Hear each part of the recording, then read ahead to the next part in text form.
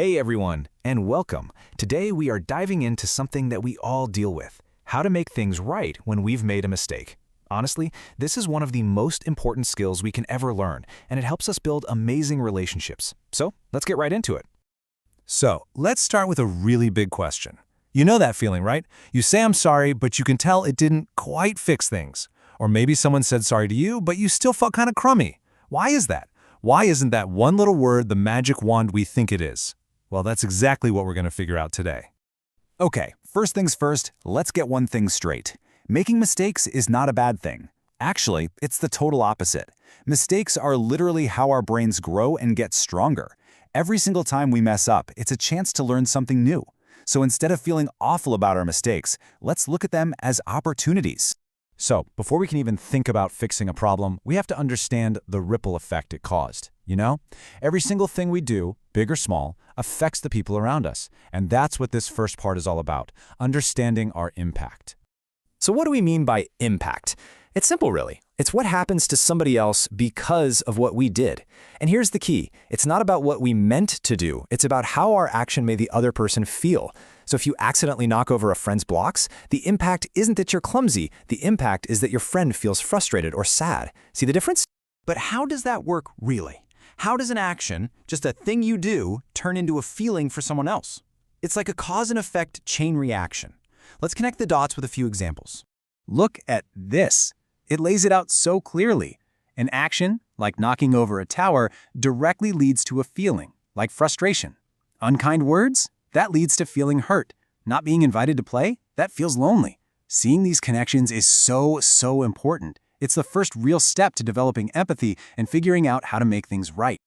Okay, now that we get what impact is all about, let's get practical. I'm going to give you a super simple 4-step plan for making amends. Think of this as your go-to guide for turning a tough situation into a moment of connection. Here it is, our 4-step plan. Let's walk through it. Number 1, notice. That just means press pause and really see what happened. 2, name. Put a name to the feeling. What is the other person feeling? What are you feeling? 3, say sorry. Use your words and mean them. And number 4, this one is the game changer. Make better. This is where you actually do something to help. That make better step, that's where the magic really happens. Saying sorry is good, but taking action shows you really truly care. So to make that step easier, we're going to look at what I call the Make It Better menu, a list of awesome, concrete ideas you can use. I want you to think of it like this. A mistake can feel like a gap that suddenly appears between you and a friend. The words, "I'm sorry," are like the first step onto a bridge that crosses that gap. But it's the action, the making it better, that gets you all the way across to the other side, back to your friend. All right, check this out. This is your amends menu, and it's packed with powerful ideas. The most obvious one? Fix the problem. Help rebuild that tower. If feelings were hurt, maybe you write a little note or draw a picture to show you care. You could even share something special, or just ask if you can help them with something. These aren't just words, they're real, helpful actions. This slide shows the difference perfectly.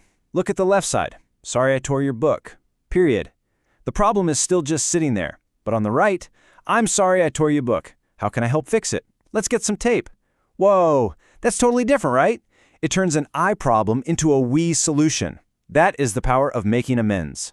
So we've got these 4 steps, and we've got this awesome menu of options. What if we packaged it all up into something we can carry with us all the time? Let's talk about building our very own friendship repair kit. This quote, man, it just says it all, doesn't it? It's not the words, it's the kind actions. Every single time you choose to make it better, you're not just fixing one little mistake, you are actively building a stronger, healthier friendship that can handle anything. So what's actually in this friendship repair kit? Well, it's not a box with hammers and wrenches. It's a collection of choices and skills you have inside you. It's the Rebuild the Tower tool. It's the Write a Kind Note tool. It's the How Can I Help tool. And you know what? The more you practice using them, the better you get at being a truly amazing friend. All right, as we finish up here, I've got one last question for you, and it's a big one. What is the first tool you are going to add to your own personal friendship repair kit? Is it offering to help? Is it drawing a picture? Whatever you choose, I want you to start thinking about how you can use it. Because knowing you have the power to make things better, well, that's how you build friendships that are strong enough to last a lifetime.